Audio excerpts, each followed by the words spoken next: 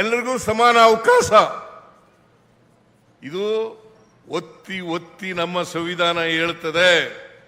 ಇದನ್ನ ನಾವು ಈ ಮೂಲ ತತ್ವವನ್ನು ಅರ್ಥ ಮಾಡ್ಕೊಳ್ಳದೆ ಹೋದರೆ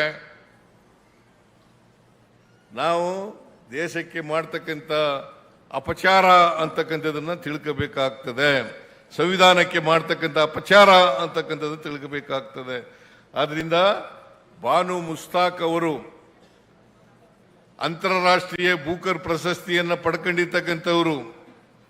ಅವರು ಈ ಸಾರಿ ದಸರಾ ಉದ್ಘಾಟನೆ ಮಾಡಿರ್ತಕ್ಕಂಥದ್ದು ಸರಿಯಾಗಿದೆ. ಕನ್ನಡ ನಾಡಿಗೆ ಗೌರವವನ್ನು ತರ್ತಕ್ಕಂಥ ಕೆಲಸ ಆಗಿದೆ ಅಂತಕ್ಕಂಥ ಮಾತುಗಳನ್ನು ಹೇಳಲಿಕ್ಕೆ ಬಯಸ್ತಾ ಇದ್ದೇನೆ. ಹಾಗಾಗಿ ನಾನು ಬಾನು ಮುಸ್ತಾಕ್ ಅವರಿಗೆ ಕವಿಯತ್ರಿ, ಸಾಹಿತಿ, ಹೋರಾಟಗಾರ್ತಿ, ಬೂಕರ್ ಪ್ರಶಸ್ತಿ ವಿಜೇತೆ ಶ್ರೀಮತಿ ಬಾನು ಮುಸ್ತಾಕ್ ಅವರಿಗೆ ಸರ್ಕಾರದ ವತಿಯಿಂದ, ನನ್ನ ವತಿಯಿಂದ, ಇಡೀ ಮೈಸೂರು ಜಿಲ್ಲೆಯ ನಾಡಿನ ವತಿಯಿಂದ ನಿಮಗೆ ಅಭಿನಂದನೆಗಳನ್ನು ಸಲ್ಲಿಸಲಿಕ್ಕೆ ಬಯಸ್ತಾ ಇದ್ದೇನೆ.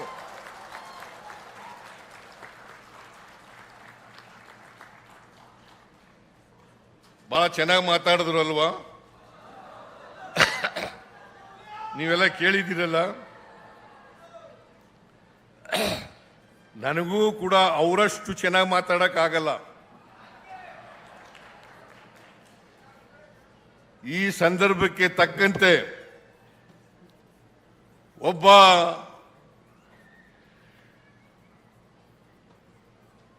ಕವಿಯತ್ರಿಯಾಗಿ, ಸಾಹಿತಿಯಾಗಿ, ಉದ್ಘಾಟಕರಾಗಿ ಬಹಳ ಅರ್ಥಗರ್ಭಿತವಾಗಿ ಮಾತಾಡಿದ್ದಾರೆ. ಬಹುಶಃ ಈ ನಾಡಿನ ಜನತೆ ನೀವೆಲ್ಲ ಕೂಡ ಅರ್ಥ ಮಾಡ್ಕೊಂಡಿದ್ದೀರಿ ಅಂತಕ್ಕಂಥದ್ದು. ಬಹುಶಃ ಯಾರು ಇವ್ರನ್ನ ವಿರೋಧ ಮಾಡ್ತಾ ಇದ್ರು ಅವ್ರಿಗೂ ಕೂಡ ಕಣ್ತರಿಸ್ತಕ್ಕಂಥ ರೀತಿಯಲ್ಲಿ ಇದೆ ಅಂತಕ್ಕಂಥ ಮಾತುಗಳನ್ನು ಹೇಳಲಿಕ್ಕೆ ಬಯಸ್ತಾ ಇದ್ದೇನೆ. ಅದರಿಂದ ನಾನು ಹೆಚ್ಚು ಮಾತಾಡ್ಲಿಕ್ಕೆ ಹೋಗಲ್ಲ ಬಾನು ಮುಸ್ತಾಕ್ ಅವ್ರ ಬಗ್ಗೆ.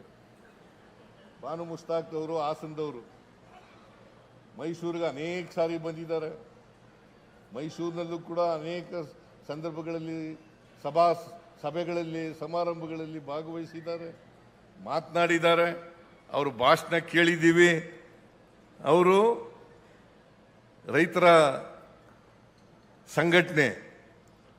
ರೈತ ಸಂಘಟನೆಯಲ್ಲಿ ಭಾಗವಹಿಸಿದ್ರು, ದಲಿತ ಸಂಘಟನೆಗಳಲ್ಲಿ ಭಾಗವಹಿಸಿದ್ರು. ಅವರು ಹೋರಾಟದಲ್ಲಿ ಮುಂಚೂಣಿಗಳಲ್ಲಿದ್ದರು. ಬರೀ ಹಾಸನ ಒಂದೇ ಅಲ್ಲ, ಈ ರಾಜ್ಯದ ತುಂಬೆಲ್ಲ ಅವರು ಹೋರಾಟಗಳಲ್ಲಿ ಭಾಗವಹಿಸಿದ್ರು ಅಂತಕ್ಕಂಥದ್ದನ್ನು ನಾವು ಅರ್ಥ ಮಾಡ್ಕೋಬೇಕಾಗ್ತದೆ. ಅವರು ಬಹಳ ಜನಪ್ರಿಯ ಸಾಹಿತಿ, ಹೋರಾಟಗಾರ್ತಿ, ಅದಕ್ಕಿಂತ ಬಹಳ ಮುಖ್ಯವಾಗಿ ಕನ್ನಡದ ಸಾಹಿತಿ. ಒಬ್ಬ ಮುಸ್ಲಿಂ ಮಹಿಳೆಯಾದರೂ ಕೂಡ ಕನ್ನಡದ ಸಾಹಿತಿ, ಕನ್ನಡದ ಲೇಖಕಿ,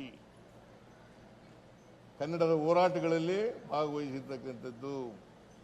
ಅದರಿಂದ ನಾವು ಇದನ್ನು ಅರ್ಥ ಮಾಡ್ಕೋಬೇಕಾಗ್ತದೆ. ಒಬ್ಬ ಮುಸ್ಲಿಂ ಮಹಿಳೆ ಕನ್ನಡದ ಲೇಖಕಿಯಾಗಿ ಕರ್ನಾಟಕಕ್ಕೆ ಗೌರವ ತಂದುಕೊಟ್ಟಿದ್ದಾರಲ್ಲ, ಅವರ ಪುಸ್ತಕ ಇದೆಯಲ್ಲ, ಎಂಥದ್ದು, ಹೃದಯ,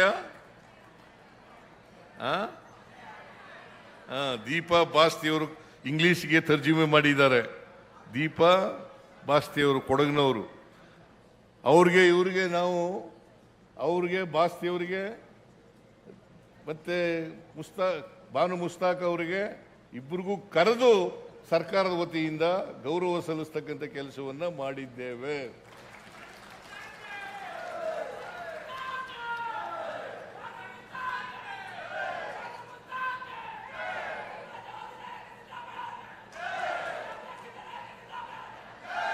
ಏಯ್ ಇರೋ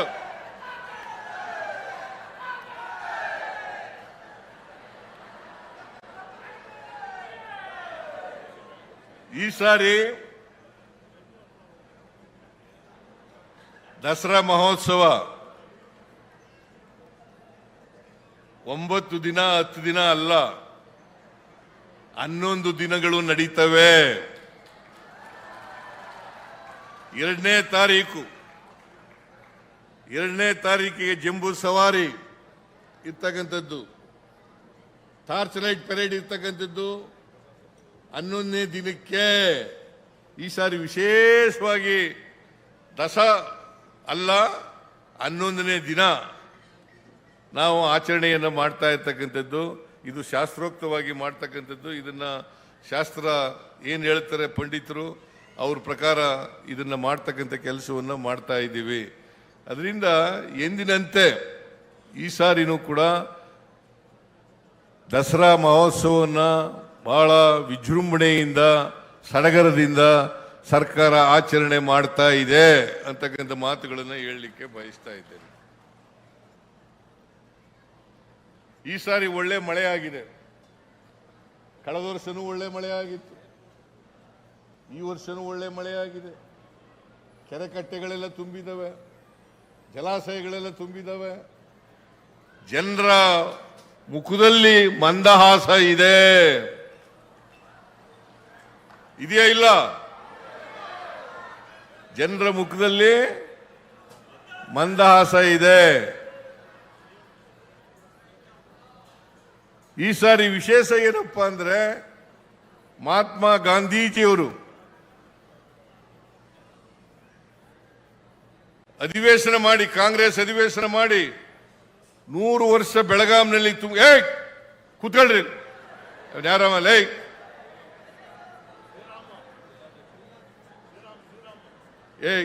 ತಲೆ ಮರೆಸ್ಕೊಂಡು ಹೋಯ್ತಾ ಇದೆಯಾ? ಕೂತ್ಕೊಳ್ಳಿ.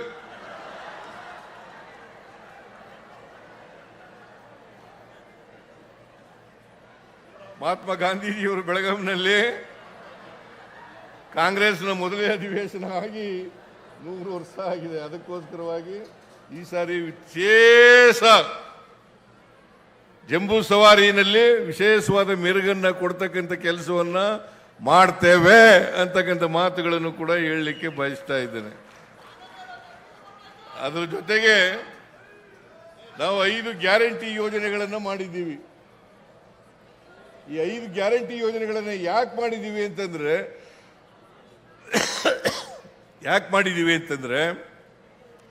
ಸಮಾಜದಲ್ಲಿ ಇನ್ನೂ ಕೂಡ ಸ್ವಾತಂತ್ರ್ಯ ಬಂದು 78 ವರ್ಷಗಳಾದರೂ ಕೂಡ ಅಸಮಾನತೆ ಇದೆ, ತಾರತಮ್ಯ ಇದೆ. ಈ ತಾರತಮ್ಯ ಅಸಮಾನತೆಯನ್ನು ಹೋಗಲಾಡಿಸ್ಲಿಕ್ಕೋಸ್ಕರ, ತೆಗೆದಾಕ್ಲಿಕ್ಕೋಸ್ಕರ ನಾವು ಈ 5 ಗ್ಯಾರಂಟಿ ಯೋಜನೆಗಳನ್ನು ಮಾಡ್ತಾ ಇದ್ದೀವಿ. ಇದು ಬೇರೆ ಉದ್ದೇಶದಿಂದ ರಾಜಕೀಯ ಲಾಭಕ್ಕೋಸ್ಕರ ಮಾಡ್ತಾ ಇಲ್ಲ. ರಾಜಕೀಯ ಲಾಭಕ್ಕೋಸ್ಕರ ಮಾಡ್ತಾ ಇದ್ರೆ ಎಲ್ಲ ಧರ್ಮದವರಿಗೆ, ಎಲ್ಲ ಜಾತಿಯವರಿಗೆ, ಎಲ್ಲ ಪಕ್ಷದವರಿಗೆ ಮಾಡಕ್ ಹೋಯ್ತಿರ್ಲಿಲ್ಲ. ಈಗ JDSನ ಜನ ತಗೊಳ್ಳಲ್ವಾ? ಬಿಜೆಪಿ ಜನ ತಗೊಳ್ಳಲ್ವಾ? ಏನ್ರಿ ಇವತ್ತು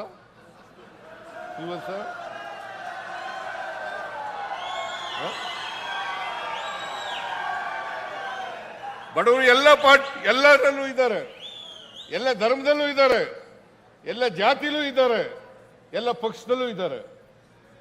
ಬಡವರಿಗೆ ಶಕ್ತಿ ಕೊಡಬೇಕು ಅಂತಕ್ಕಂಥ ಕಾರಣಕ್ಕೋಸ್ಕರ ಆರ್ಥಿಕವಾಗಿ, ಸಾಮಾಜಿಕವಾಗಿ ಶಕ್ತಿಯನ್ನು ತುಂಬಬೇಕು. ಆ ಮೂಲಕ ಈ ಸಮಾಜದಲ್ಲಿರ್ತಕ್ಕಂಥ ಜಾತಿ ವ್ಯವಸ್ಥೆಯನ್ನು ತೆಗೆದುಹಾಕಬೇಕು.